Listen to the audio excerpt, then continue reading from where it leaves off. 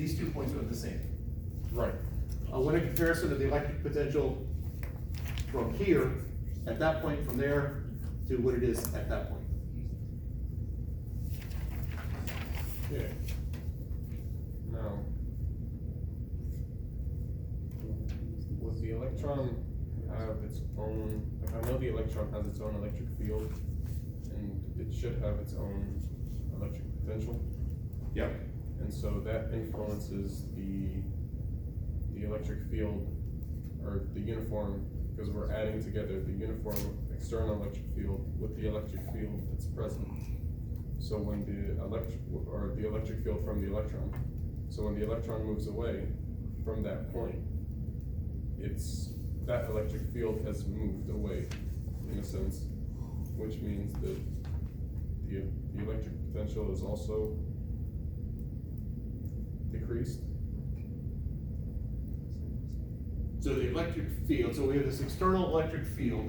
I know that the electron an electron is not going to exert an electric field on itself. Right. If it did, then you violate Newton's third law. Got it. So when it moves, the electric field at this point, because of the electron, is nothing. Okay. It's external. Okay. When the electron moves here, it has an electric field going this way, so the overall electric field would drop Right. from here to, comparing this to this. And so if the overall electric field drops, then the overall potential will also drop. I feel like not because of one charge though. Right. If we think about it, if I have an electric field moving to the right,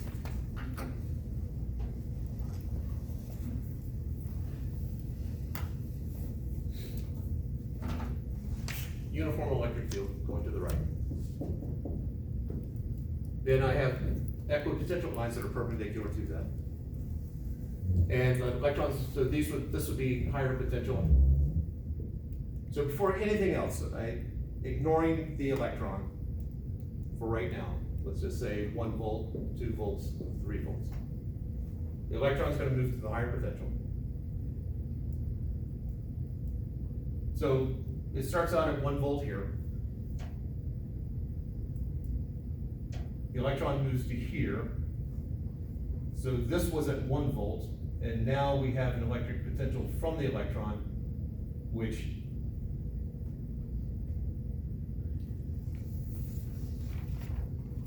I think I went too far there. The electric field would have to be 0. Just because the electric field is 0 doesn't mean the electric potential is 0. It means that the electric potential is constant. Yeah, if we assume the electron is a conducting sphere. Oh, okay. If you treat it as a dielectric, then, that line shoots down like that. Okay. But it would have an electric potential. Don't get into the nature of an electron. That was not the intent. Graduate level stuff. So doesn't the electric potential at any point though only depend on the field, right? Except I got 2 fields here. I have this external field, and then I have the field from the electron. Oh, okay. But didn't you say that just said the field from the electron is essentially negligible? At the center, at this point right here. If I put an electron there, the electric field from the electron is 0. Okay. As it moves this way, as soon as it moves off that spot, I'm gonna have a very high electric field going in that direction from the electron plus the external field. So my overall electric field at that point, as soon as it moves, will be some small number, and then that electric field will increase, because the effect from the electron will become less and less. Okay. The more farther the electron travels, the less influence it has on the spot. Right. As it becomes less and less, well, if you were comparing it to when the electron was first sitting there, and the electron had no influence on it, it was, the electric field in that spot would be equal to the electric field. Right. It moves off of it, so we're gonna have a big dip in the electric field.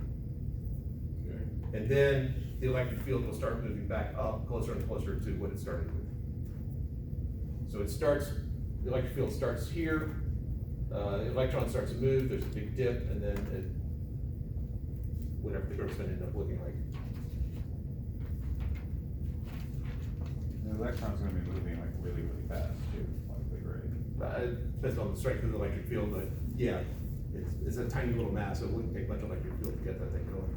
And could I assume the same kind of situation happens in terms of potential? So potential, we have a non-zero amount from the electron. As soon as, well, if the electric field is looking like that, let's give some sort of transition there. Then this is the slope, so I have a very steep negative slope. So my electric potential will be large and positive.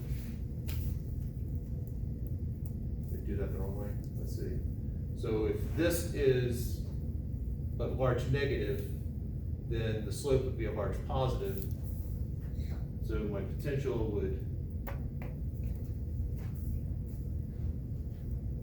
it's a large positive slope.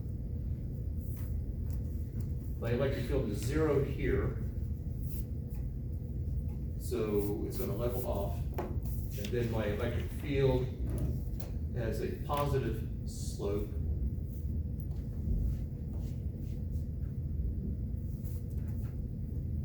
So negative, so it would drop off.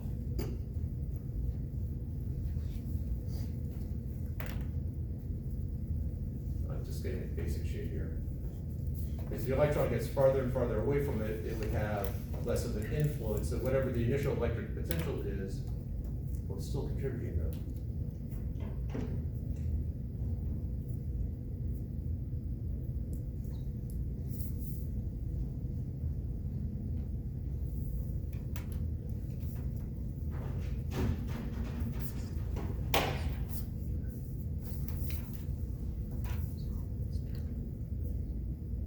Why don't we just throw that part out?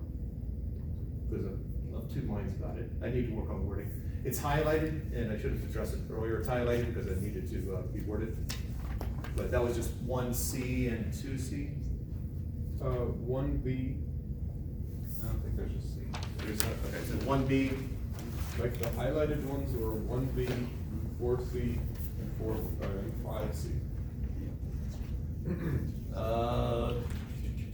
I had 4 and 5C as being the same. what work must I do? Because I was trying to work with Mike about it, and he was like, I don't know what he's looking for. Yeah, that one, yeah, I need to reword 1B. I think 4C, you should be good with. Yeah. I've yet to go for it, but that'll be it. Is 4C and 5C the same because they're both outside the sphere? Also, the work done from an electron pulled from infinity. We're bringing 0.2 charge, so bringing it, I don't go inside. No. Yep, it would be the same.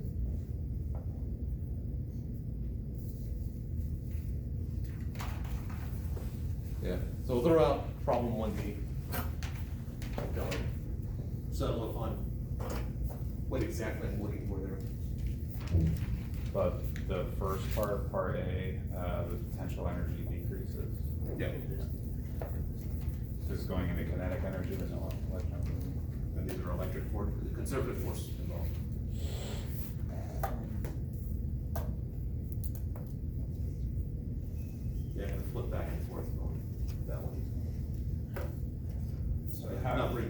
One more time on the electric field up there, when you have that equation with the 50 over 4 pi epsilon and everything, how do you get from there to potential?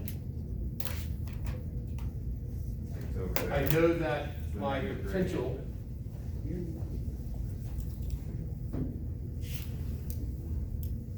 It's just dV would be negative E dr.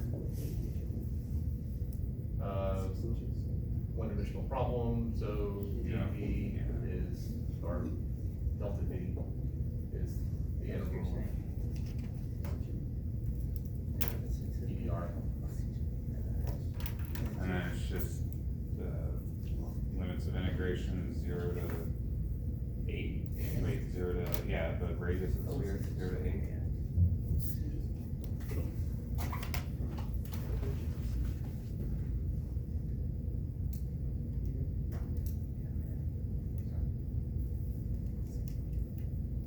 Because you're looking at electric potential.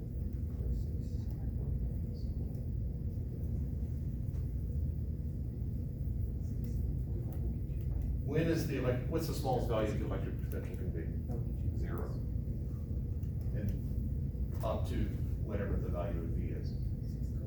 When the electric potential is 0, you're an infinite distance away. So you're integrating from infinity to R. Wait, what? This is from inside the sphere to the radius? So if I want to know what the electric potential is at some point here, We're not doing it outside the sphere though. okay, so at some point here, I need to know, so I go from 0, no, I need to come from, integrate from infinity to here, and then from here to here. I'm gonna go grab something, I'll be right back.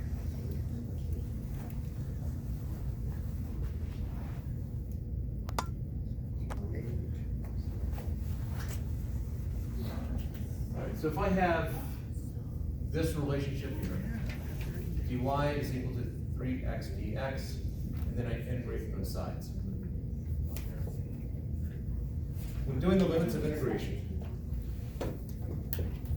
we are finding the area under the curve. And y is equal to 0. When x is, if I go from 0 to 0, y is 0. So it goes from 0 to y, and then 0 to whatever x is. But these match. When y is 0, x, when x is 0, y is 0, they match. Over here, if I'm trying to figure out the electric potential, I figure 0 is somewhere. And I don't know if I explicitly stated it, but working under the assumption that V is equal to 0 at infinite distance away. If I want to know the change in potential, or potential at any point, I'm basically doing a comparison against 0. That the actual potential at any particular point is not as important as the change in potential. Right. So if I integrate this, I want to go from where potential is 0 to whatever the potential actually is. The potential is 0 and R is infinity. Okay. And this potential here, the one I'm trying to find, is the potential when I'm at some value of R. However, so if I'm outside, that's not going to be much of an issue. I'm going to integrate from infinity to some value of R greater than the radius of the sphere. If I'm inside, I know that the form changes once I get to here. Once I get to A. Yeah. So I would have to integrate EdR from infinity to A plus integral EdR A to R. This is for R less than. R is any point inside the the sphere? Yeah, Oh, okay. yeah, And then the big R would be our 0.08 meters. yes. So we're gonna end up with variables in our final answer? We still have. Well, you'll end up with, some function of R, which it'll be negative something like R squared. Well, you're using A though. So when we plug in for limits of integration, we're gonna end up with an A there. But that's gonna be showing up. But A is the same as big R. Yes, Oh, okay, so why can't we just integrate from 0.08 then? Why need the A at all? If A is 0.08. because my electric field outside the sphere is different than the electric field inside the sphere. These are not the same E. This E right here is the KQ over R squared. But A is the same as either case. And you give us A, you say A equals 8 centimeters. Oh, you're saying that if we already know this, we need to do it again? Well, I'm specifically talking about A right now, but like, we knew why. If, Yeah. sorry, go ahead. Well, you gave us A, so Yeah, why are we using an A? Why Oh, not just put 0.08? generic, No. okay. Okay, yeah, so the left one is outside the sphere, right one is inside the sphere.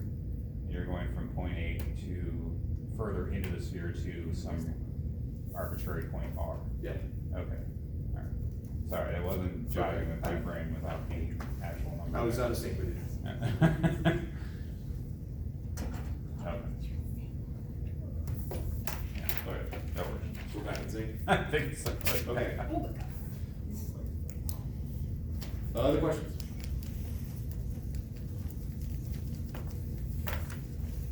See, I'm looking at, I grabbed the solutions, trying to remember what I was thinking. And I'm looking at my answer for number one, and I'm thinking, I'm selecting this, that's right.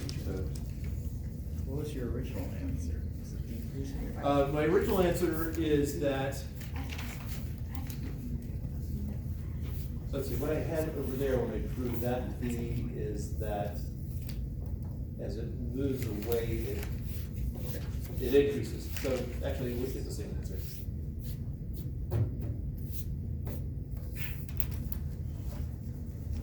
Because it starts out at some basic level, as it moves, the potential's gonna spike and then come back down, and it's going to approach that.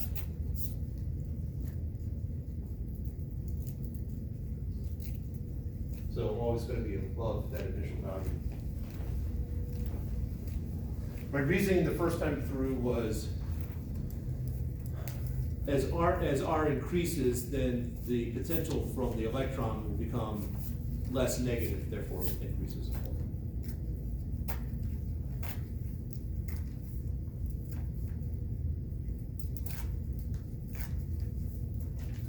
Something's still unsettling about what I've written down here. I'll eventually resolve it in my mind and subject the next one to it.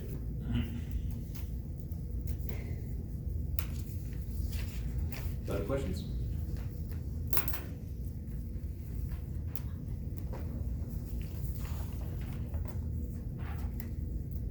Sounds like you've finished with capacitors.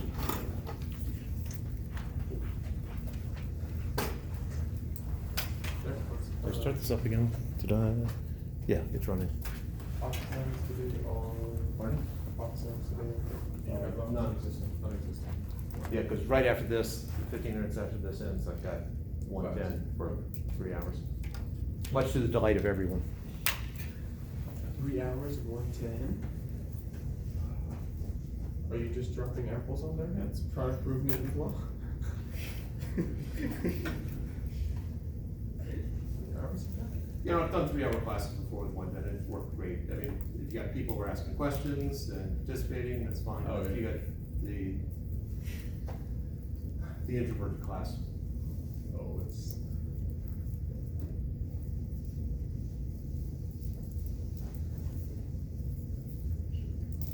now been reported for possible.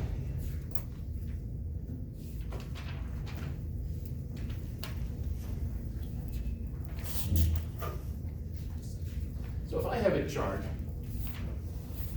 or have some sense of time. Some time. Okay. We have half hour.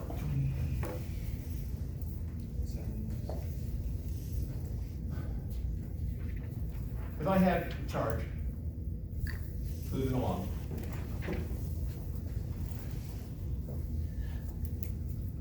say I got a steady stream of charge moving along,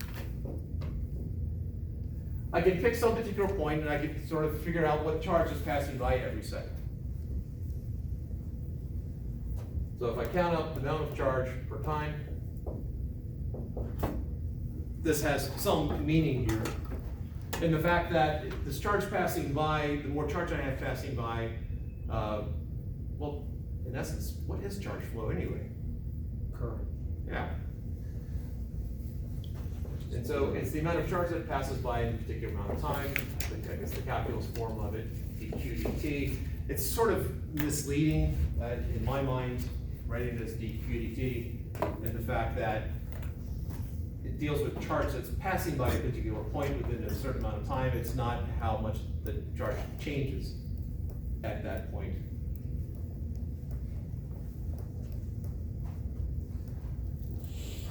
So what is actually happening here? So if I have a wire,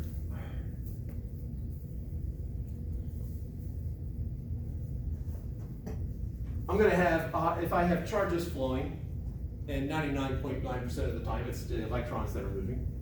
So let's assume that it's a normal wire. This is connected to some power supply. I'm gonna have a high side and a low side, a high potential and a low potential. So I've got, this is my positive side of the battery, this is my negative side. This is the higher potential. And this is my lower potential. If I look at this segment of wire, this will be high V and low V. So electrons should be flowing to the left in my augmented wire here.